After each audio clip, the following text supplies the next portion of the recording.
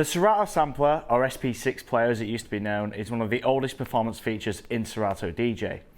But do you know how to fully use it? In this video, we're going to break down the tips and tricks that you need to know to make the most in your performances. Before we get started, if you'd like to download the free Crossfader sample pack, click the top right hand corner, check the comments below where you can download the exact same samples I'll be using in this video. The Serato sampler can be found within Serato DJ Lite and Serato DJ Pro. To open it, first open your DJ application, then head to the top left hand corner and you'll find an air horn symbol. Press it and this will open up the sample banks. The Serato sampler features 8 decks over 4 banks. To load a track into the deck, you can simply drag it into an empty deck from your Serato library or from Windows Explorer or Mac Finder. A top tip here is to drag all your samples into a crate. That way, if you accidentally delete one from the sampler, you're not having to open up external windows to drag the sample back in. The sampler output and volume can be controlled in the top right hand corner.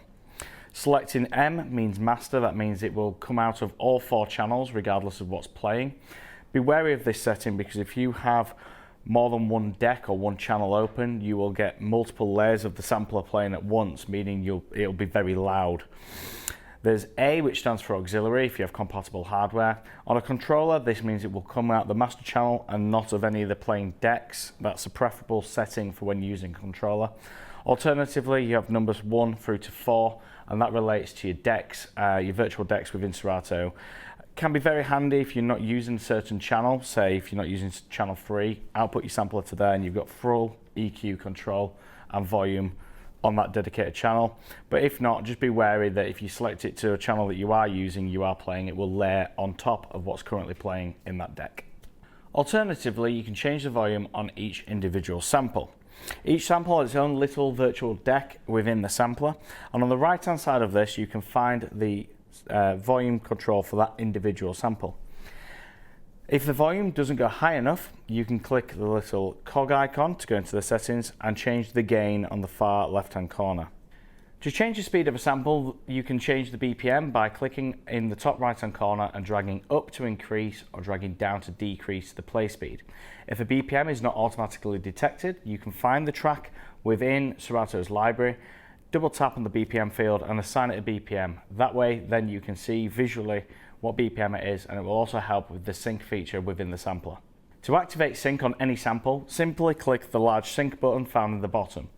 This will sync that sample to the master playing deck at any time. Note, you can only sync tracks that have the BPM already assigned, so if you're trying to sync a sample which you've not detected the BPM on, make sure you head back into the Serato library, find your sample and assign it a BPM. Serato samples can act in one of 3 ways. We have trigger mode, hold mode and on-off mode. In trigger mode, when you press a sample, it will play all the way through, and pressing it again will simply start it back at the beginning and play it all the way through again. In hold mode, it's a bit like gate playback. You have to press and hold your finger on the sampler. As soon as you let go of that play button, it will stop playing. The final mode is on-off mode. In this mode, when you press play, it will play through, and when you press it again, it will simply stop right there and go back to the beginning. So this is trigger mode, and when I press it again,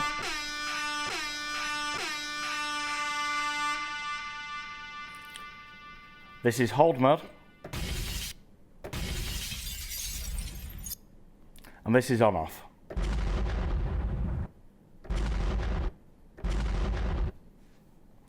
Note, you can assign a different play mode to each sample individually, and once you've set it, you can leave it and it will remember which setting you prefer for that individual sample. All these samples can be looped, so they keep playing continuously until you stop them. To do that, just hit the loop icon in the bottom left-hand corner. The sampler features 8 virtual decks on 4 banks. A great tip is to keep different banks for different types of samples. So for example, in our first bank here, on bank A, we have one-shot hits. These can be explosions, air horns,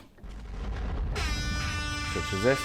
And you can change banks by either clicking the parameter button on your controller if you're using one, or by using your mouse and clicking between A, B, C and D. On bank B here, we have one-shot drum samples. And then on bank C, we have voiceovers. DJ Holland. On bank D, I've left this spare to show you a different way of which you can use your sampler. Many people don't know that you can actually use the sampler to play full tracks from your Serato library. So what we'll do is just drag a track into that.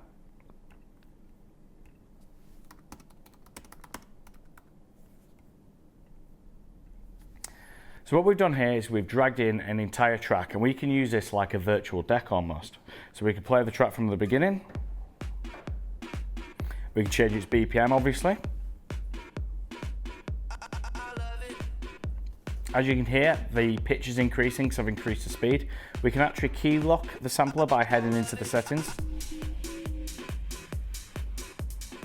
and just clicking the pitch and time icon here. What we can also do is we can mute the sampler if we need to, or we can pitch nudge it down and up using these controls here in case we're actually mixing this sampler into our playing decks. We can pitch down with this icon here and pitch up with this icon here. Now you may have noticed we have this little icon in the bottom left hand corner with the eject icon. This is how we remove tracks from the sampler, and next to it we have a drop down icon that says start. This is really interesting. So most samplers, one shots and whatnot, you'll always have it on start, but if you have a track that has a loop inside it or a cue point, so if you save a hot cue or a saved loop into your track, you can trigger just that loop or just that hot cue. So if I head to the loop here, so what I've done is I've looped a little sample from this track, a little 2-beat sample, and then I head back and just put this on trigger mode again. When I press play now, I'm just going to sample that little bit of the track I actually want. This is really handy for making one-shot samples out of full tracks that you may already have in your Serato library. So how can we use these samplers to bigger effect? Well, you can drop them over tracks like you might hear radio DJs doing, especially urban DJs, but you can also use them for transitions as well. For example, we've got two completely different tracks playing here at different speeds, and we can use a sampler to transition from one to the other quite smoothly. Take a look.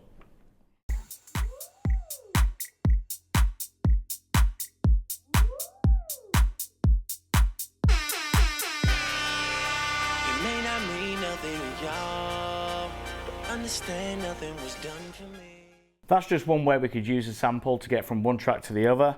We could also use the backspin, the explosion, the glass break. These one shots can be used in various ways to transition from one genre to another, just bridging that gap where the tempos are completely different. Don't worry if you don't have any of these samples available. Click the top right hand corner where you can download our free sample pack free of charge.